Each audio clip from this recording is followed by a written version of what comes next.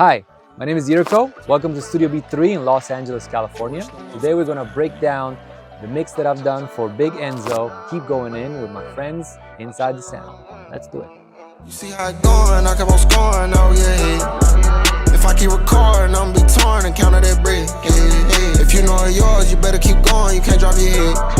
I pray to God and grip my rod. All these verses, my scriptures. I'm on that all, I can't not out the malls. I took me a visit. They know I'm raw, won't pay that bug. They know I passed their position. Said I was done buying chain with 600 grams. I'm back being ignorant. Said I was done with the streets. I'm committed to these beats. Let's get to these meetings. Nigga, I don't This is the first song I mixed for ENZO. I've done a few since, but I feel like this is a perfect example to show my philosophy on mixing, because the production is very simple, to the point. I don't want to say simple like it's not great, it's fantastic, but everything is where it's needed and it works. My relationship with ENZO started a few months back.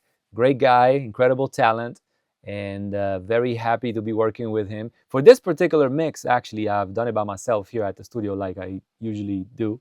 And then he came in from Texas, and we actually got to sit down next to one another and tweak the mix. And that's the best approach, because somebody can get to be in this incredible room with perfect acoustics, and we can do the change that kind of thing, like pointing at the screen and that kind of stuff.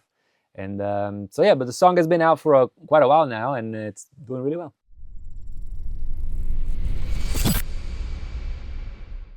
All right, Pro Tools session is open. Let's get into the breakdown of this mix and see what I've done. It's been a couple of months, so I'm gonna have to remember what I did.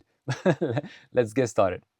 All right, as I always do with my sessions, the top of the screen is music, and then we go into the bass. Bass means anything that has low end, 808, bass guitars, whatever. It's like the bridge between the harmonic content of the music portion and the rhythm content of the drums, and that's what I consider bass. In this case, it's an 808, very simple. Then we go to drums, also very simple, and then vocals. I like to split vocals in different sections, so the hook section versus the verse or the bridge, whatever. That way it's also a lot easier to generate show tracks or whatever stems are needed for sync or whatever the case. Anyway, these are all the vocals. Typically, I color code lead vocals in red. As you can see here, that's the hook, that's the verse, and this is the bridge right here, again with the red indicating the leads.